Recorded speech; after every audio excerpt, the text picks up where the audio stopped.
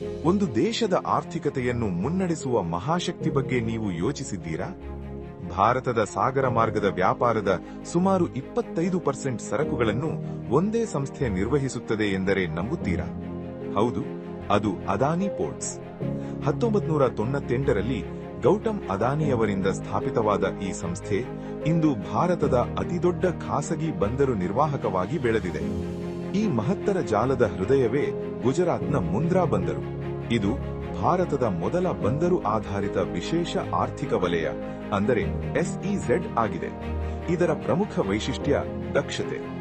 ದೇಶದ ಇತರ ಪ್ರಮುಖ ಬಂದರುಗಳಲ್ಲಿ ಸರಕು ನಿರ್ವಹಣೆಗೆ ಸರಾಸರಿ 2 ದಿನಗಳು ಬೇಕಾದರೆ ಮುಂದ್ರಾದಲ್ಲಿ ಅದು ಕೇವಲ 0.7 ದಿನಗಳಲ್ಲಿ ಪೂರ್ಣಗೊಳ್ಳುತ್ತದೆ.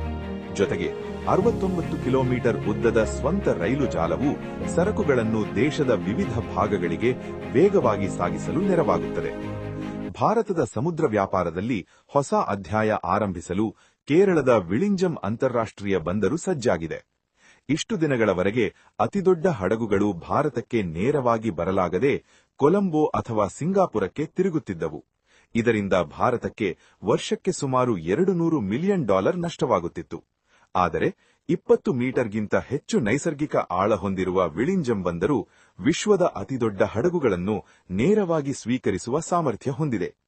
ಅದಾನಿ ಪೋರ್ಟ್ಸ್ ಇಂದು ಭಾರತದ ಗಡಿಗಳನ್ನು ಮೀರಿ ಇಸ್ರೇಲ್, ಶ್ರೀಲಂಕಾ, ತಾಂಜಾನಿಯಾ ಮತ್ತು ವಿಯೆಟ್ನಾಂ ಸೇರಿದಂತೆ ಅನೇಕ ದೇಶಗಳಲ್ಲಿ ಹೂಡಿಕೆ ಮಾಡಿದೆ. ಲಾಭದ ಜೊತೆಗೆ ಪರಿಸರ ಜವಾಬ್ದಾರಿಯನ್ನೂ ಮುಖ್ಯವಾಗಿಟ್ಟುಕೊಂಡಿರುವ ಈ ಸಂಸ್ಥೆ 2025ರೊಳಗೆ ಕಾರ್ಬನ್ ನ್ಯೂಟ್ರಲ್ ಆಗುವ ಗುರಿ ಹೊಂದಿದೆ. ಸುಮಾರು 70,000 ಉದ್ಯೋಗಗಳನ್ನು ಸೃಷ್ಟಿಸಿರುವ ಅದಾನಿ ಪೋರ್ಟ್ಸ್ ಭಾರತದ ವ್ಯಾಪಾರವನ್ನು ಜಾಗತಿಕ ವೇದಿಕೆಗೆ ಕೊಂಡೊಯ್ಯುತ್ತಿರುವ ಆಧುನಿಕ ಸಿಲ್ಕ್ ರೋಡ್ ಆಗಿದೆ.